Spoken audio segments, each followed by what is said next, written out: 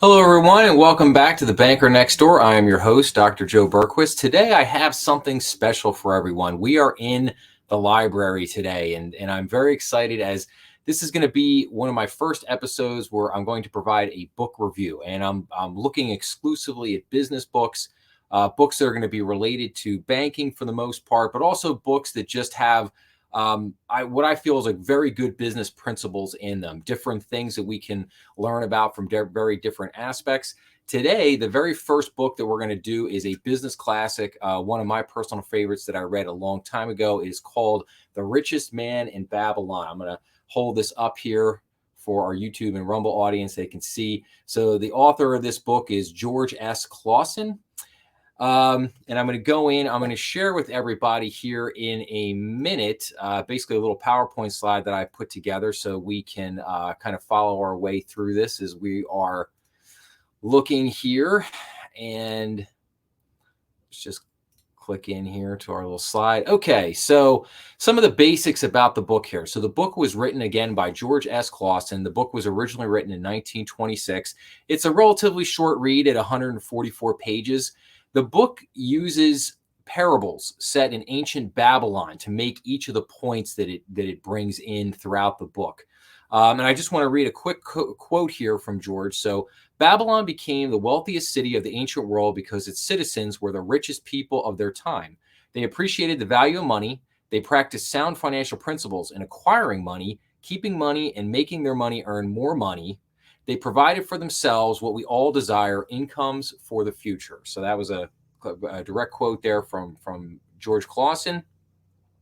Going in here to the next slide. So, okay, now we're going to get into the principles of the book. So what are the main principles that the book espouses? So again, just another quote here at the top. Low money is plentiful for those who understand the simple rules of its acquisition. And again, this is one of the things I love. I mean, the principles that are put forward in this book really are timeless, and you'll see that here as we go through them now. So the first one is start thy purse to fattening. In other words, save 10% of your money. So if you make $100, make sure that you save 10% of that. Every time you get that $100, save that 10% and just put that aside automatically. The second one, control thy expenditures. Make a budget, live below your means. Always sound advice. In other words, if you make that $100, don't spend 120. Try to live below your means. Try to make a budget and live by that budget.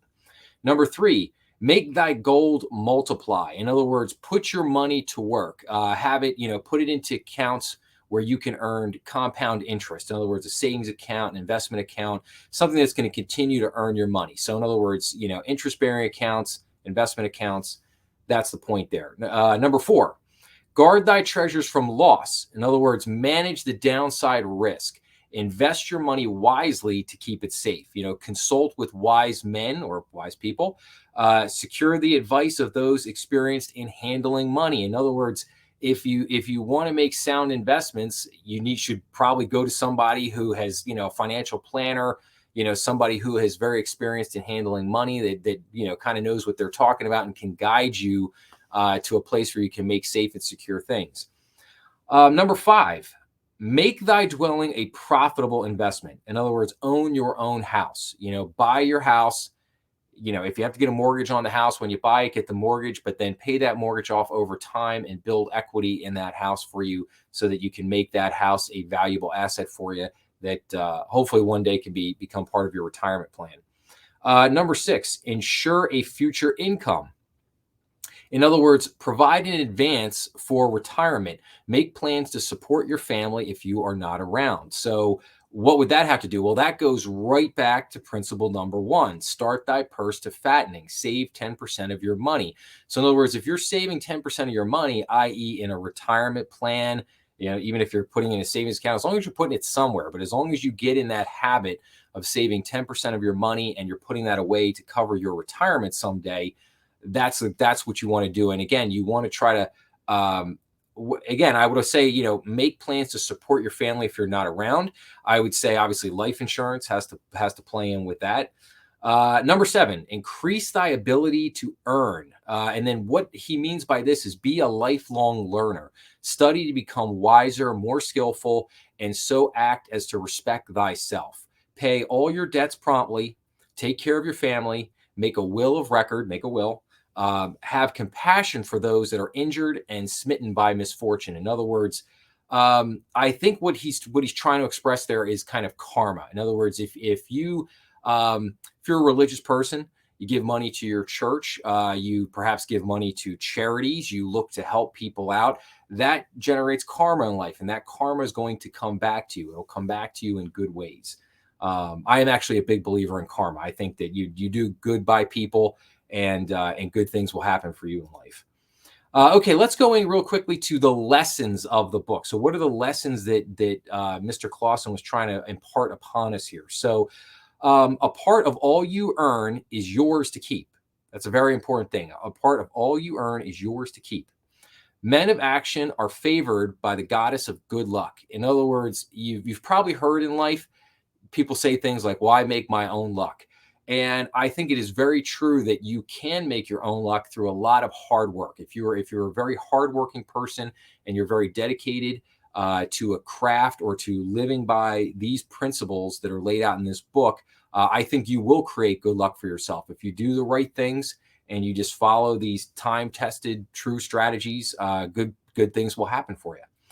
Then he gets into what he calls the 5 laws of gold. So in other words, number 1, save 1/10 of your earnings, seek profitable employment. In other words, try to create a career, try to have a good job that pays you a good wage. Number 3, invest under the advice of counsel wise in its handling. Again, we get back to go to people that know about money in order to try to learn about how to invest in money. Gold will be lost to those who invest in businesses with which they are not familiar. Cryptocurrency, anyone? Yes. So, in other words, Wall Street has, when you study Wall Street for a long time, Wall Street has a history of introducing a lot of what I would call fancy financial products. Some of those products have turned out, okay, and have been really good for the most part. Some of them have not been good. Some of them, have left people feeling swindled or cheated or being conned out of their money. Investment schemes, I think, could be something that could fall into that. I think, obviously, Charles Ponzi scheme. Then the last one, number 5, gold will be lost to those who would force it to impossible earnings. In other words, greed, or who follow the alluring advice of tricksters. Again, right back into the Bernie Madoffs and just different, like I said, Ponzi schemes, money laundering schemes, different things that we've seen that have happened over the years, financial corruption, different things that have gone on. But again, it gets back to do your homework, deal with good people, be a lifelong learner, learn about what's going on. In other words, if you're in your 20s, the more you learn, you're going to think about things very differently when you get into your 40s, 50s, and 60s. How you think about money, how you look at how you evaluate investments, it's going to dramatically change. Life experience is a very powerful thing, and it will hopefully provide you a lot of wisdom as you get older. Continuing on our list here, better a little caution than a great regret. So in other words, if you see the latest investing fad, should you jump right into that, or should you maybe hold off and wait a little bit, be a little patient, see how it pans out, and then kind of go from there? That's exactly how I felt with cryptocurrency. Being a person who has studied finance and personal finance and what's called behavioral economics for 30 years now, I can tell you that when crypto kind of first came on the scene, I was highly skeptical, still highly skeptical, and I'll do a whole nother conversation on crypto another day. But I think the point is that just being a little cautious before you jump into things is not a bad thing. We cannot afford to be without adequate protection. In other words, insurance. Make sure you have insurance. There's a lot of different types of insurance out there. You have, on the personal side, you have auto insurance, homeowners insurance, you have life insurance. There's many different types of life insurance. You have annuities, you have whole life insurance. universal life insurance. There are a lot of different types of insurance out there, and that's not even getting in on the business side. We get into the business side, and there's a whole plethora of different insurance policies. So make sure you're spending some time learning about insurance and learning about the ways that you can use insurance to protect yourself. Where the and this is, I think this is very, very profound. Where the determination is, the way can be found. In other words, if you find yourself in debt and penniless, if you have the will, you can find a way to turn your fortunes around. And that is such a profound statement. If anybody has seen the movie with Will Smith, I just did it, the Pursuit of Happiness. You know, I think that movie is a perfect example that drives home this point of, like, you know, a guy who was totally down on his luck, totally beaten down by life, didn't have a penny to his name, and yet he was so dogged and so determined. He found a way to turn his life around and make his life a very successful. And I think that just goes to the point of you know, how much you got to have determination. You got to have a lot of determination in life to get through, because, you know, good and bad things are going to happen to everybody, and how you respond to those bad things in life, and in the bad moments, the bad times, like, that's what's going to determine ultimately, you know, how your life is going to turn out. And then finally, as we come in here, I got one more quote for you. The eons of time have crumbled to dust the proud walls of its temples, but the wisdom of Babylon endures.